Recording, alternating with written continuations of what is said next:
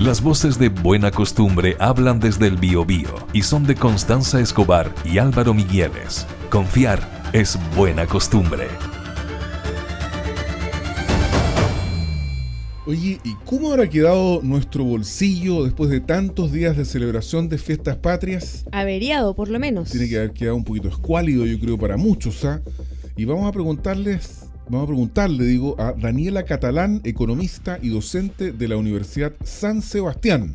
Daniela, bienvenida al mundo de los despiertos. Hola, Muy Dani. Buenos días. Qué gusto tenerte por acá. Hola, muy buenos días a ambos. ¿Cómo están? Estamos despiertos pocos, algunos más largos de lo habitual.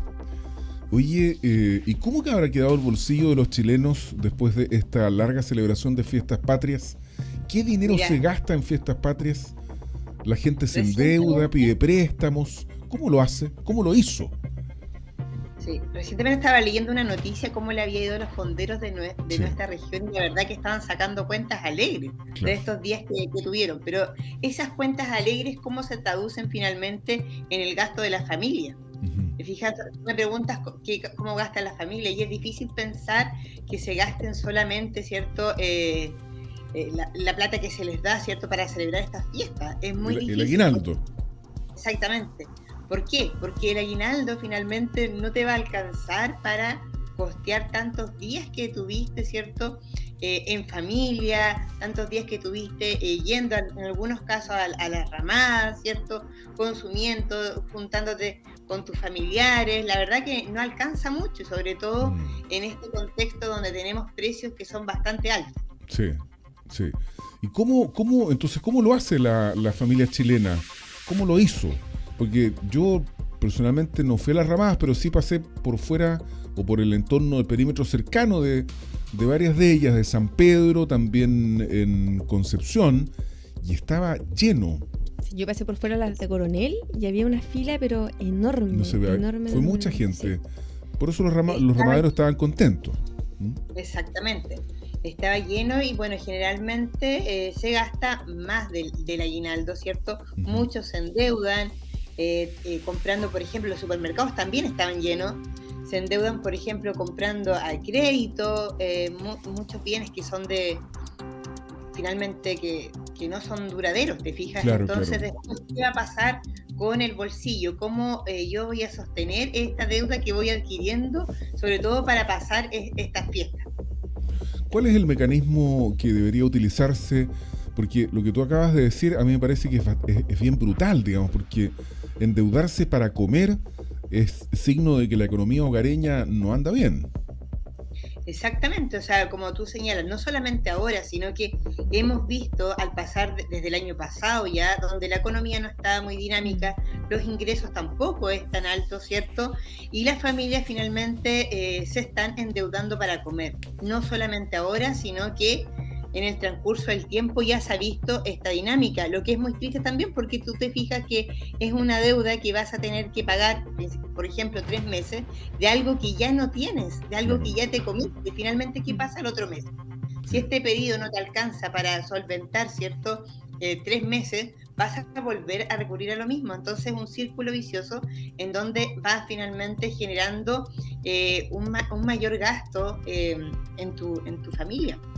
Oye, y además nosotros tenemos súper claro, Daniela Catalán, economista y docente de la Universidad San Sebastián, que de acuerdo a una encuesta que se publicó ex ante las fiestas patrias, un porcentaje relevante de chilenos y chilenas utilizaron el aguinaldo para pagar las deudas que ya tenían. Entonces, digamos, la bicicleta como que se está trancando de alguna forma, ¿o no, Daniela? Sí, de todas maneras, o sea, imagínate que el aguinaldo sirve para pagar deudas, pero hemos visto que al pasar del tiempo es la única manera finalmente de poder sostener también el consumo diario de la familia. O sea, estamos en una actualidad en un contexto, mejor dicho, económico, en donde no es favorable, ¿cierto? Están subiendo los precios, los ingresos están bajos, no existe un dinamismo económico, no hay inversión en la economía y por lo tanto, como te vuelvo a mencionar, es la única manera de poder solventar las mismas condiciones de vida con las cuales venías viviendo ya hace un tiempo atrás. Oye, otro asunto a propósito de lo que tú acabas de mencionar, del alza de los precios. El último IPC fue de 0,1%. Entonces, de pronto las personas cuando escuchan esta información dicen, ¿yo en qué país estaré viviendo? Porque lo que yo veo es que lo que antes me costaba 1, ahora me cuesta 1,8, 2. Entonces, ¿estará bien diseñada la canasta básica en función de la cual se mide el índice de precios al consumidor, Daniela?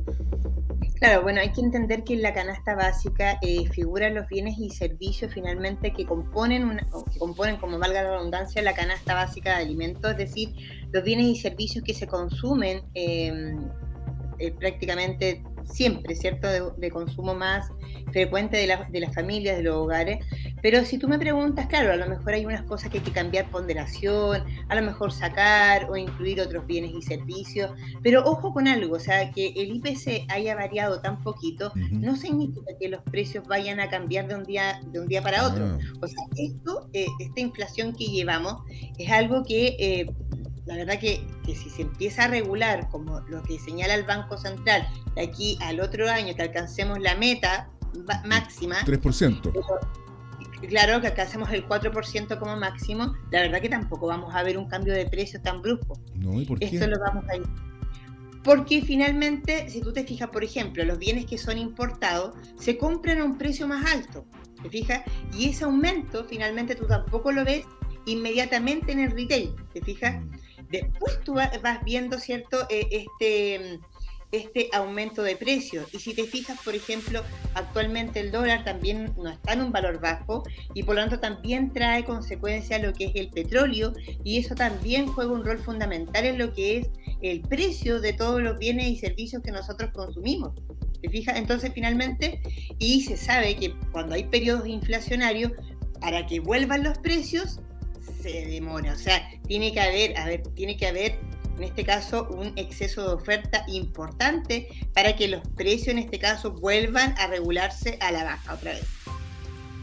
Ok. Oye, Daniela, y pasando a otro tema, está el ranking que mencionabas tú, Álvaro, hace un ratito, ¿cierto? Donde Chile vuelve a caer en el ranking de la libertad económica y obtiene su peor resultado desde 1990. Retrocedimos 6 puestos y quedamos en el lugar 30 del ranking, y además fuimos desplazados en Latinoamérica por Costa Rica. O sea, sigue siendo el país más competitivo en América del Sur, pero no en Latinoamérica. No en Latinoamérica, exacto. Pero obviamente esto igual tiene que ver, ¿cierto?, con los malos indicadores que hemos tenido últimamente. No sé qué nos puedes comentar tú sobre esto, cuáles son las implicancias que tiene, cuáles son las razones que nos hacen bajar en el ranking.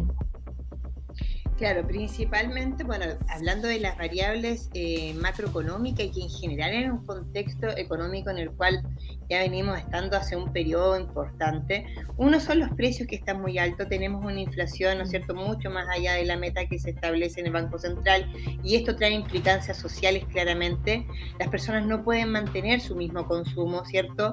Las personas tienen que finalmente endeudarse para poder también hacerse cargo de este mayor costo de la vida. Por otro lado, tampoco tenemos un crecimiento que sea un crecimiento en este caso muy atractivo, no tenemos un crecimiento que proyecte en este caso tampoco un mayor empleo en nuestra economía. Tenemos tasas de desempleo que son altas, ¿te fijas? No hay una inversión, existe mucha incertidumbre actualmente en la economía, entonces eso te va generando que los indicadores entonces se empiecen a entorpecer, empecemos a vernos finalmente como un país no tan estable, empecemos a vernos como un país en donde no va a existir tampoco inversión extranjera si no existen indicadores que te permitan. Si uno piensa, por ejemplo, cuando uno realiza una inversión, ¿dónde inviertes tu plata? En algo que te genere, ¿no es cierto?, certeza. La mayor confianza posible, certeza, confianza. Y eso actualmente no está en Chile. O sea, se han ido generando muchas reformas, estamos esperando, ¿cierto?, las votaciones también, y eso también trae mucha incertidumbre al país. Oye, volviendo al inicio de nuestra conversación, Daniela Catalán, economista y docente de la San Sebastián. ¿Cómo debería ser una persona, una familia que después de estas fiestas tuvo una compulsión terrible por la celebración, gastó más de lo que tenía, se endeudó. ¿Cuál es la recomendación? ¿Está hoy día volviendo a ser más barato pedir créditos de consumo? ¿Han mejorado en las condiciones para los consumidores o todavía no? ¿Qué es lo que podría hacer una familia que se endeudó más de la cuenta después de estos 4 días de fiesta? Sí, bueno, buena pregunta. Y uno sabe en este caso que el ingreso disponible de un hogar es para consumir o es para ahorrar. Lamentablemente, como cultura chilena, tampoco tenemos una mentalidad de ahorro. Es decir, tampoco tenemos una cultura que nos diga, en este caso, voy a ahorrar una parte importante de mi ingreso disponible para poder hacer frente a este mayor gasto en septiembre. Ojo, que tampoco hay que olvidar que a fines de agosto se pagó la otra mitad de permiso de circulación, que también es un gasto que se agregó. ¿Te fijas? Entonces, claro, una familia en este caso que se endeudó, esperemos que lo haya hecho de una manera consciente, es decir, la deuda en sí misma no es mala, sino que tengo que endeudarme de acuerdo a la capacidad de pago que yo tengo, ¿te fijas? Entonces lo que hay que hacer ahora, lo que se podría hacer para amortiguar un poco este excesivo a lo mejor gasto que se vivió, es apretarse otra vez, ¿no es cierto?, el cinturón y empezar a hacernos cargo de esta obligación financiera que vamos teniendo y por lo tanto ir gastando mucho menos, ¿te fijas? Lo cual, ojo, que tampoco es algo que se puede hacer fácilmente, porque las personas tienen un nivel de gasto, la familia tiene un nivel de gasto que la verdad que tampoco, bueno, algunas quizás tienen mayor ingreso y pueden gastar mucho más y solventar mucho mayor deuda, pero hay otras que no, ¿te fijas?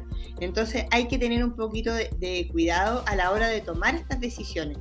En el contexto que estamos, claro, es lo que se puede hacer, es lo que podemos hacer para poder, en este caso, solventar el gasto familiar. Pero hay que tener en cuenta que cuando uno se endeuda, tiene que hacerlo pensando en la capacidad de pago que se tiene.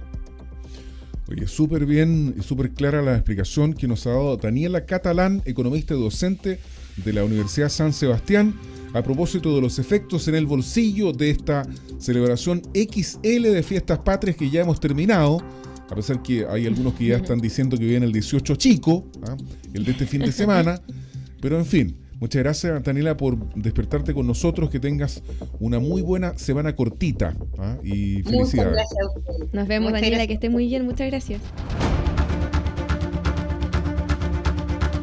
Las voces de Buena Costumbre hablan desde el Biobío y son de Constanza Escobar y Álvaro Migueles. Confiar es buena costumbre.